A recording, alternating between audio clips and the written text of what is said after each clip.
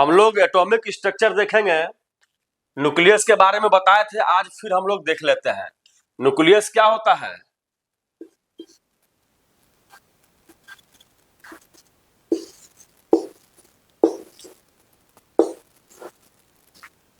ये क्या है? न्यूक्लियस है, ठीक है। और सेल है KLMN, इसको क्या बोलेंगे? सेल, ठीक है। तो न्यूक्लियस क्या होता है भाई? एटम के केंद्र में उपस्थित होता है, ठीक है। The central mass of atom is called nucleus, मतलब जो केंद्र में उपस्थित होगा उसी को न्यूक्लियस बोलेंगे। और ये कैसा इसका नेचर होता है? न्यूक्लियस का नेचर हमेशा क्या होता है?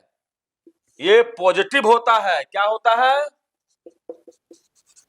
ये पॉजिटिव होता है। और जो इलेक्ट्रॉन मूव करता है ये क्या होता है? निगेटिव होता है। बताए थे ना कि केंद्र का जो है न्यूक्लियस ये पॉजिटिव नेचर का होता है, इलेक्ट्रॉन क्या होता है? निगेटिव होता है।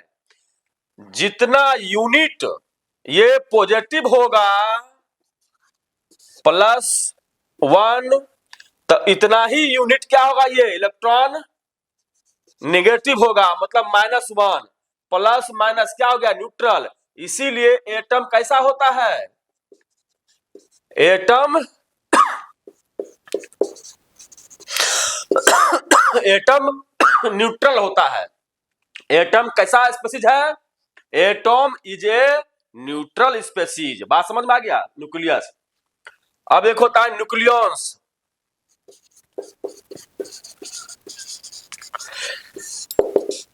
न्यूक्लियस किसको बोलेंगे? ये जो है कंबाइंड रूप से, सामूहिक रूप से न्यूट्रॉन और प्रोटॉन को जब हम एक साथ यूज करेंगे तो न्यूक्लियस बोलेंगे।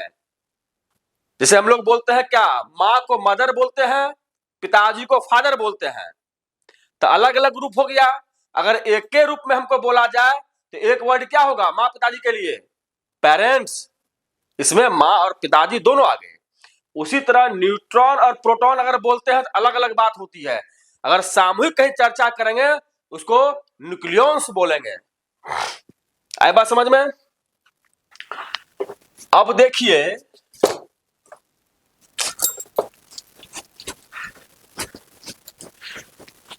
इसी में आता है एक isotope.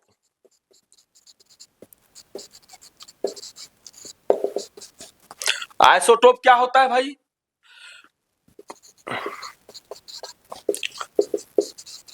Same atomic number but different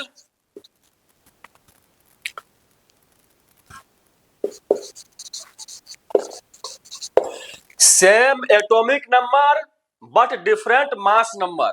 atomic number same होगा, मास नंबर डिफरेंट होगा।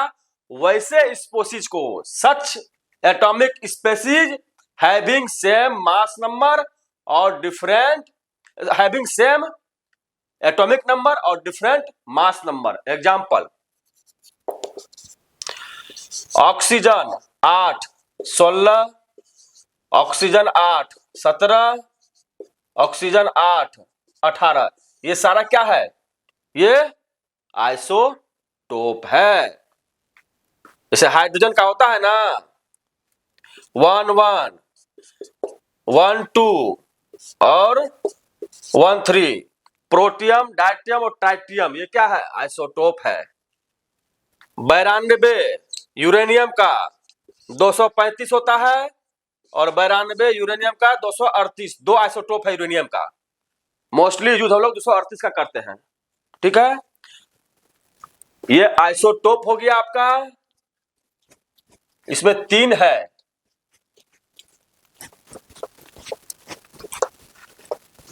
अब है एक है isobar.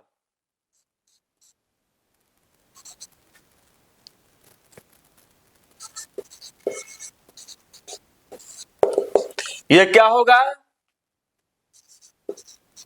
Same mass number different atomic number.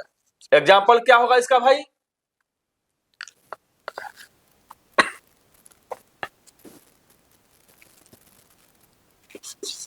Argon 1840, calcium 2040। ये क्या हो गया? सेम मास नंबर है, डिफरेंट एटॉमिक नंबर है। एक होता है आइसोटोन।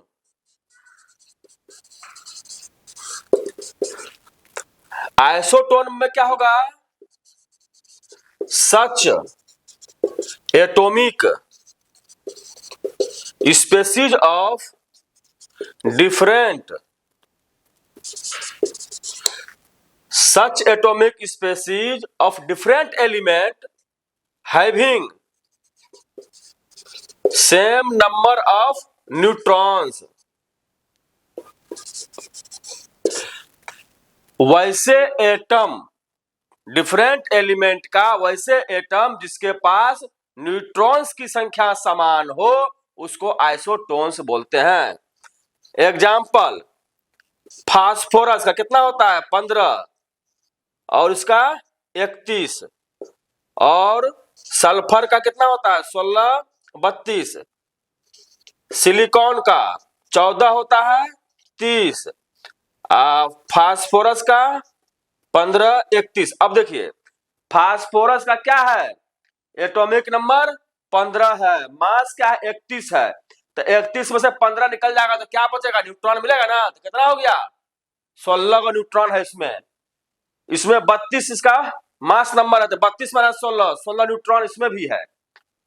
इसमें क्या है? 16 न्यूट्रॉन है, इसमें भी 16 न्यूट्रॉन है। तो वैसे इसीलिए कहते हैं कि such atomic species of different element having same number of neutrons is called isotones. आई बात समझ में? वीडियो को आप लोग लगातार देखिए, लाइक और शेयर कीजिए। अभी चलेगा continue atomic structure. Thank you, जय हिंद।